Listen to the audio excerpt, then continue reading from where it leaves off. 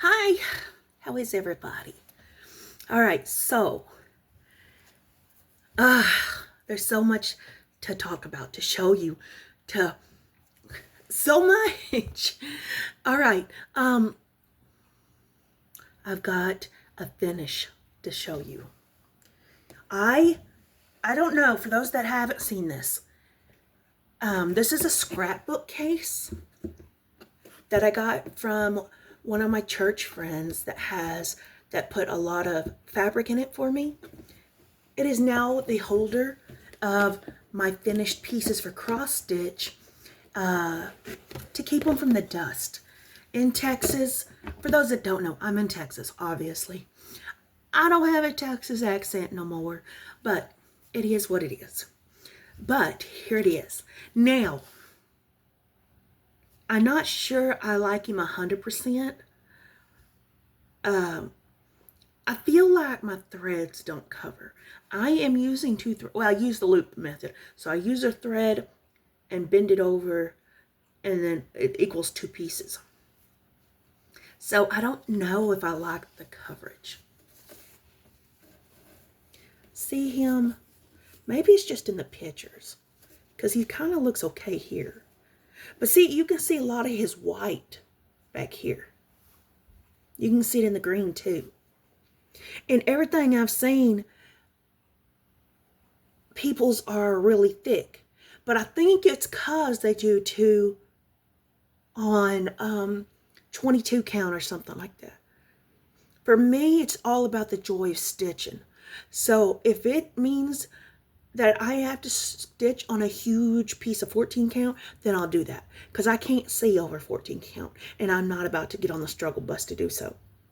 Also, Miss Beth pointed out this morning on my Facebook, I did something for the very first time this time. Normally, I avoid back stitching. Because I hate it. I hate it. It's hard. And then it makes my crap look crappier. So, his mustache right here, I told you it ain't cute. But I had to put that there. It did call for his beard to be outlined a little bit. I ain't having that. I did the mustache so that you could see the difference.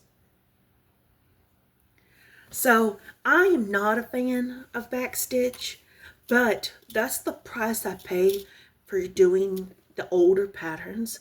They do have that backstitch, and even this pattern had, what's that stitch called where it's on the diagonal?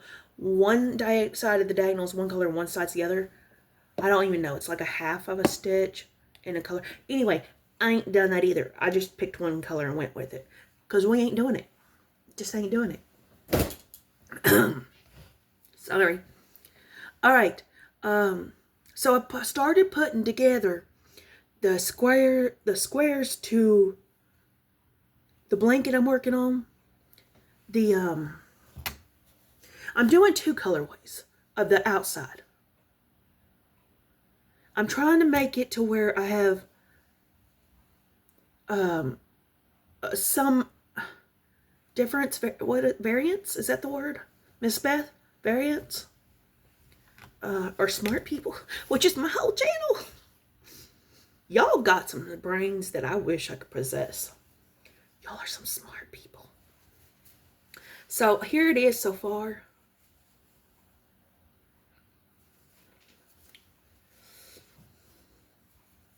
Now, I didn't mean for it to have that diagonal run through it, but that's kind of cool. I'm not even sure how I did that, but I like it. Now, the back has, I'm doing a slip stitch join. So the back, you can tell, is the back. But I'm working on that. I'm also working on some Christmas ornaments for church and my arena team. We're called an arena team because we put on the events. Oh, okay, so a couple of y'all had questions about what a barrel. Let me crochet while I talk to you because I need to get stuff done today. But I wanted to make sure I made a video for y'all. asking what in the beans is a barrel race. All right, so barrel racing is basically you get a horse. You need a horse, and obviously, but anyway, what you do is you train that horse to run barrels, to really lean in and get close to barrels. Now you want a barrel saddle. I don't know if you can do it with a Western saddle, but barrel racers have their own saddles. Anyway, so what happens is there's barrels put out in the arena, and I don't remember the measurements at this moment, but when a horse comes out of the gate, right here is called an alley. When they come out of the alley, going towards the other end of the arena, there's a barrel to the left and a barrel to the right. Now, for that pattern, they can go to the barrel to the right and go around it. Or they can go to the barrel to the left and go around it. Either way, they come out to the middle, between those barrels, going to the other end of the arena. At the other end of an arena is another barrel. You go around that barrel, turn around it, which now you're facing the alley. And from that barrel to the alley, you get that horse to run as fast as it can go and be safe about it. Be safe about it to you and to your horse. And try to get the best time out there. A lot of times I've seen that are pretty standard for me, from what I've seen, is about a 16-second, 17-second. Now, I have watched some folks pull off 13s and 15 seconds, and they were flying. It just depends on how in sync you are with your horse. I'm not an expert in barrel racing, so I probably could have described that a little bit better. But that's the whole gist of it, is there's patterns. And there's different patterns than that. But it revolves around 3 barrels. So that's basically what it is. And if you can nail those patterns and you can do it in a safe, effective time manner, you could win. You could really win.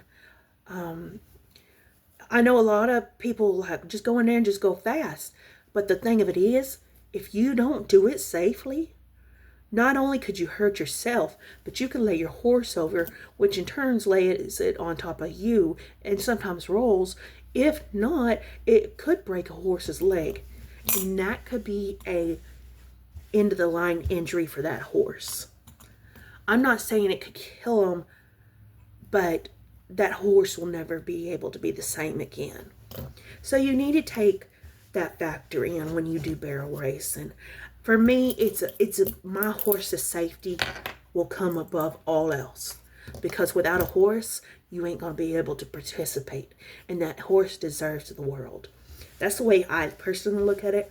Some people don't look at it like that, but that's the way I am. I look at it that way.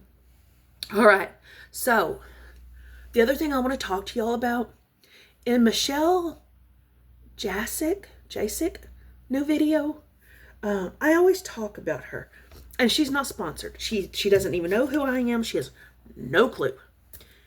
But I watch her videos, every single one that comes out. I love her aesthetic, and I love how she gets things done. Like she's the one that I was telling y'all the other day that did the crochet chandelier, or not the show, crochet lampshade cover. I want to do one now. But her style is like 70s grandpa, and it's so stinking cute. But she was doing a video today on her hooks that she uses, because her hooks are really unique. They're interchangeable. They got a beautiful handle, and then a spot where you can untwist and put a different hook top in it and change the hook size. Now, I've never really thought about that, because I was like, oh, surely they don't work. You know what I'm saying? how does that work and not fall apart? Because I prefer the one piece hook. Now this one's different. This is how I hand. Oh, and they're ergonomic. Okay, and these are fine. I love these hooks, but sometimes I need a little extra. So that's why I use oven clay. They're not fancy by any means. I just throw some oven clay on there and roll it into a snake, shove the hook in there, and just kind of hold it like this. That way, I know that works good for me. Because I crochet like this. So, anyway, these hooks have got like a bubble. They're like a thick girl. They got a little bit of in the handle. And then the interchangeable tops. Now, I wanted to order these, and they're not expensive. They're less than $100. They can do custom orders. They're called BWA wood turning. Now, I was going to order these for Christmas. I was going to order this for myself. I know, right? Buy myself something for Christmas. But I'm located in the USA. They are located in Canada. Now, I don't think I've ever dealt with Canada shipping. So I don't know what the customs tax and all that other stuff they're talking about on the website means. So I don't know how much more extra I would have to pay to get it to me. And I'm not sure that's something I want to learn. So I went on to Etsy. I didn't find anything that's as nice, but I did find how there are interchangeable hooks available. Now, Susan Bates is my go-to hook. I just love Susan Bates hooks. Vintage hooks are the best. And I believe it's Susan Bates that has the interchangeable hook at Joann's. I'm not sure. Oh, speaking of well, let's finish this. So I don't know, but I guess I'm gonna try to find somebody on Etsy that's in the USA because I just don't know about that. I don't know. They're beautiful hooks, and they can do custom. So I would love to see them do something like a turquoise, a southwest turquoisey with some silver maybe. And even the hook piece is you can get colored the top. Instead of the standard silver, I could get purple ones, hook tops. I was like, ooh. So I don't know. Maybe I need to Google's what's going on, how that works coming from Canada. I don't know. Because the ones I found on Etsy, I'm not as happy with. Like, it's very limited. And I don't like that. I want this BWA people. So I may try and send them an email. I don't know. It is what it is at this point. But I'll figure it out. Now, what I was going to tell you about, again, I'm not associated or affiliated or anything, but Joann's is really going towards Big Twist of line, which is fantastic. I love the Big Twist stuff. Love the Big Twist stuff. They don't take much convincing to get me excited about that. But they're introducing like, what are those called? Stitch markers. So there's stitch markers they come out with. But I just saw that they released wonderfully beautiful new crochet hooks. Now, do I need any more crochet hooks? Single versions? Probably not. Especially if I want to go to an interchangeable. But I'm one of those that I am only going to buy a crochet hook one at a time. I don't fly off the wagon and buy a whole set just because that's what everybody else is doing. I see that a lot in my crochet group. Everybody buys one of something, so everybody else has to have it. It's ridiculous. But they sell them individually. So, of course, I would love to get my hands on my most size hooks that I use. I stay around this 6mm hook, 5.5, 6mm hook, sometimes 6.5. Anyway, I'm excited. I want to go. I know they're having a Black Friday sale. I won't be able to attend that. I don't get paid till the 3rd, which is fine. I'm not worried, you know. They're just doing that to hype it up. And that's fine. I'll go on my terms. I'm not big into the Black Friday thing. I don't really care for it. So to me, it's not a big deal.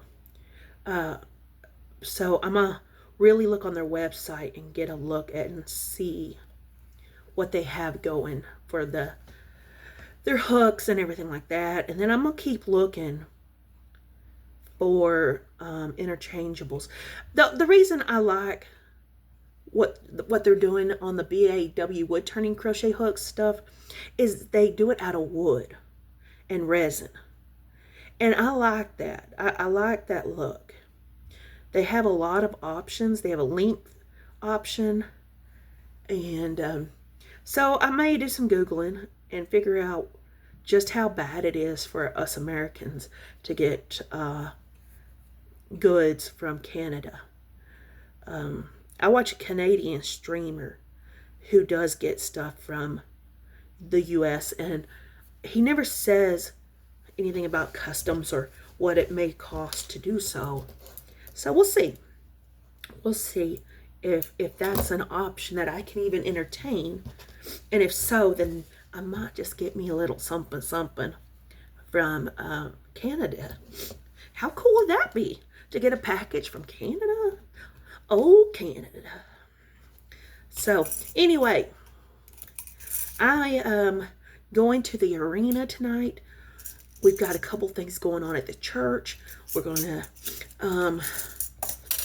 like I said, I'm going to work with the horse and see how he does with that. And we're just going to walk around and just going to have a good time with my friends and hang out and do whatever we do at church. We always have a great time. I love going to the Cowboy church.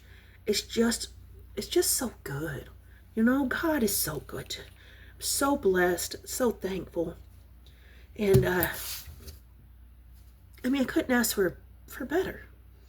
And I'm kind of partial to you guys too. I appreciate y'all watching. I don't know why y'all come back, but I'm thankful that you do. And I'm thankful that you've made this channel into what it is. So anyway, y'all take care, and I'll talk to you soon. I'm thinking probably this weekend. We've got a busy schedule for this weekend, and I'm not exactly sure when I'll be able to get back on here at the moment. So y'all take care. Bye guys, love ya.